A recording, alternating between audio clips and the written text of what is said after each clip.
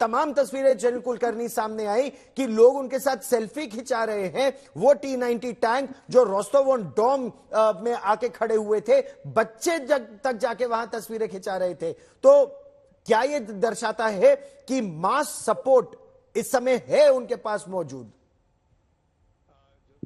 इसमें कोई शक नहीं, क्योंकि जो हम जरूर कहें ये वैगनर आर्मी है, मर्सिनरीज है, और उनके गाड़ियां देखे, उनके हथियार देखे, उनका जज्बा देखे, और वही जज्बा जो है वो रूसी आर्मी में शायद नहीं देखने को मिल रहा है। यही कारण है कि 2014 से लगातार डॉनबास रीजन में अगर यूक्रेनियंस डरते हैं तो वो वैगनर आर्मी से डरते हैं। अगर विश्व में अगर किसी की छवि है तो वो वैगनर आर्मी की है, और इसका पूरा आभास पुतिन को भी है। और यही कारण है कि जो अपना मॉस्को लॉबी है, उनको लग रहा है कि उनके जो सैनिक हैं वो कर नहीं पा रहे जो वैगनर कर पा रहा है। और यही कारण है कि वैगनर जानता है कि उसकी जो स्ट्रेंथ क्या है, वो स्ट्रेंथ है जज्बा और जोश। और वो जज्बा और जोश को जो वो चाहते हैं कि निर्णायक स्थिति पर ये जो लड़ाई हो रही है वो खत्म हो, जिसको शायद कहीं मॉस्को लॉबी लग रहा है खींचने की कोशिश कर रहे हैं। हो सकता है वो डिनाइपर को देख करके वेस्ट यूक्रेन और ईस्ट यूक्रेन बनाने की कोशिश कर रहे हो,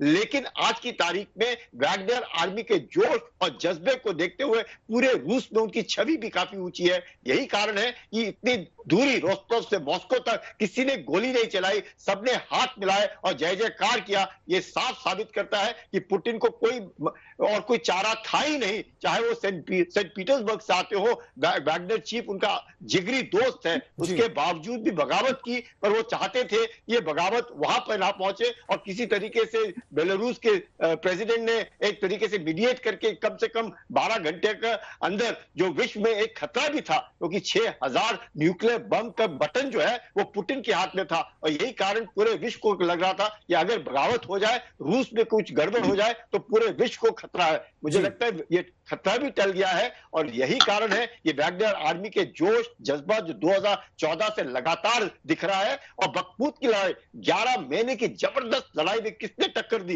इसने वैगनर आर्मी ने टक्कर दी। और रूस के अंदर भी जो लोग हैं, देखिए ना, ये तस्वीरें देखिए जो हमारे टेलीविजन स्क्रीन पर आ रही हैं, जो ट्रक एक के बाद एक चल रहे हैं, जो फ्लैटबेड्स चल रहे हैं टैंकों को लेकर, बख्तरबंद गाड़ियों को। ये देखिए कि इन गाड़ियों को लेकर जब वैगनर आर्मी जा रही है, ये देखिए T-90 टैंक रूस की सेना के, ये जब जा रहे हैं तो जनता का समर्थन इन्हें हासिल है।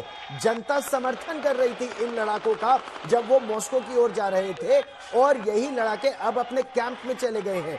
अच्छा, अलेक्जेंडर लुकाशेंको जो बेलारूस के राष्ट्रपति हैं, air vice marshal Srivastava Putin के बेहद करीबी समझे जाते हैं।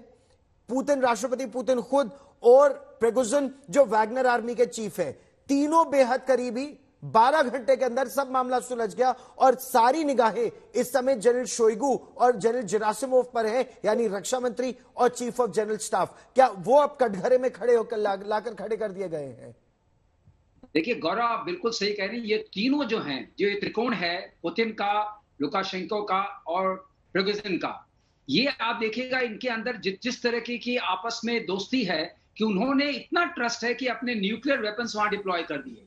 न्यूक्लियर वेपन्स को डिप्लॉय करना, किसी और कंट्री में भेजना, अगर आपको पूर्ण विश्वास नहीं हो तो आप नहीं कर सकते हैं, क्योंकि अब वो एक तरीके से वेपन वहां शिफ्ट हो गया है।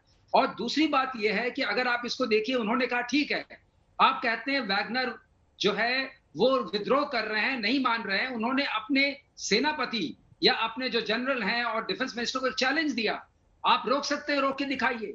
आखिरकार वो रोक नहीं सके, उनको जनता का भी समर्थन मिल रहा था। जनता के मन में एक बात साफ है कि जो भी देश के लिए लड़ रहा है, अपना खून बहा रहा है, वो हमारा हीरो है। उन्होंने वैगनर आर्मी को हीरो वाला वेलकम दिया। ये अपने बात में अश्योरिंग था वैगनर आर्मी के लिए भी, और वैगनर ग्रुप के लिए भी, और उनके मुखिया के लिए भी।